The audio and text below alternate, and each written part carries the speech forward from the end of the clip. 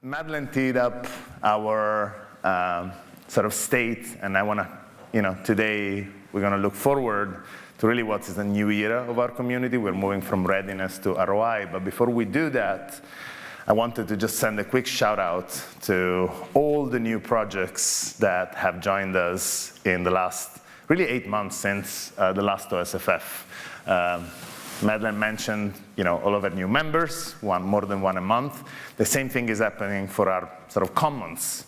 I'm not going to be able, you hear a lot of that throughout the rest of the keynote and throughout the sessions today, but I want to call out, sort of the breadth and depth of some of these projects, from Calm, working on architecture of code as code, to FINOS CR was contributed by Discover, announced last week as a nice building block for our AI stacks.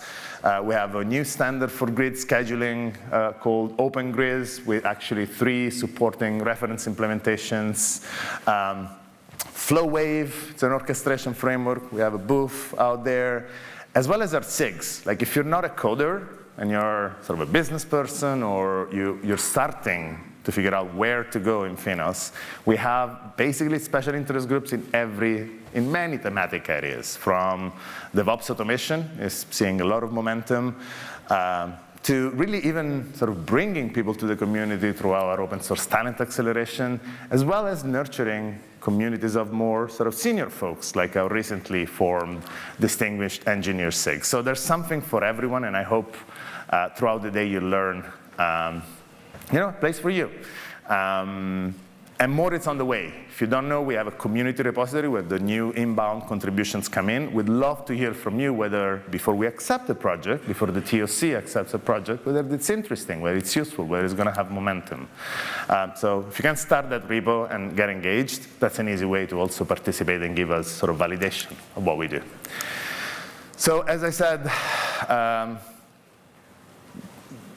those of you who were here for the first few years knew that our work was around open source readiness. We're now moving towards ROI. So these are some of the themes that we'll go through the day, or at least this morning. A lot, unsurprisingly, around regulation and the relationship with open source. But we've heard about standards like CDM and FDC3. Open standards is something that this industry, let's say standards is something that this industry is quite familiar with. Open standards is what FINOS is really seeing a lot of momentum on in terms of adoption. And yes, of course, we will have a section on AI. It would not be a tech conference in 2025 otherwise. So one of our tenets of the new vision is to improve resilience. I want to talk about something that we refer as the regulated era of open source.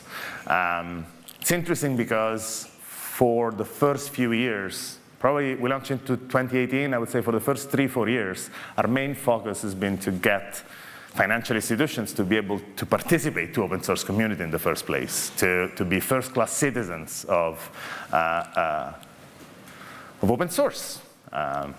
We have an amazing set of sort of a knowledge base on open source readiness for financial institutions. We now have a training and certification that has been taken by hundreds, if not thousands of folks.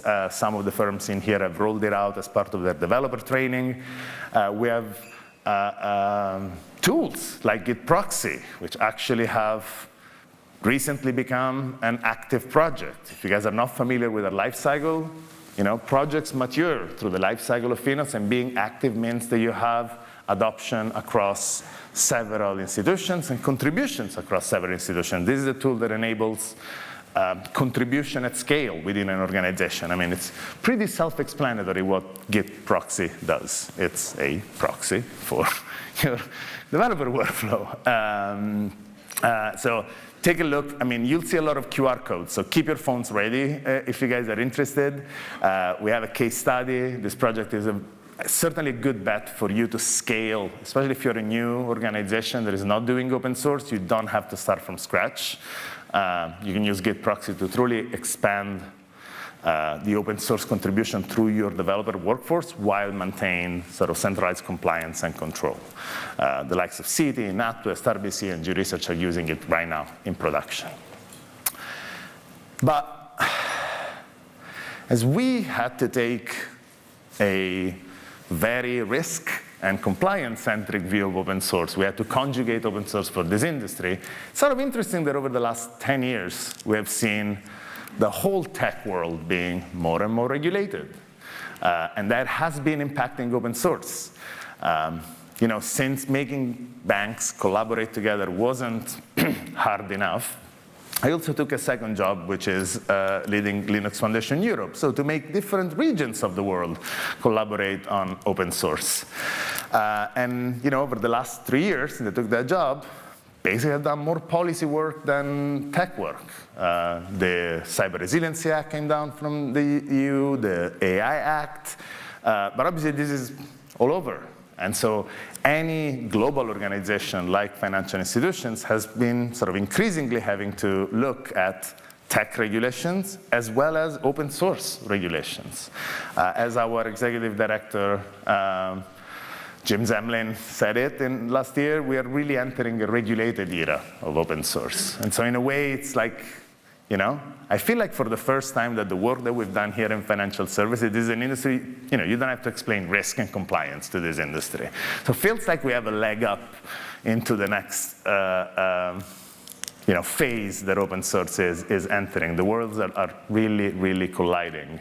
Now, I'm not going to spend a lot of time on this because I want to bring our next speaker on stage, but just so you know, the Linux Foundation has run a report on specifically the Cyber Resiliency Act and the awareness of the community. Again, this doesn't apply only to European companies, but any company that puts software in the European market.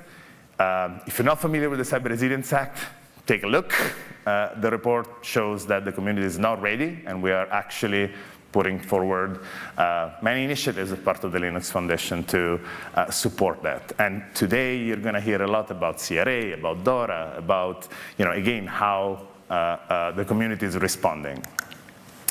But in order, I don't know who could best give us an idea of what the CRA means for the open source community, if not the one and only Greg Crow-Hartman.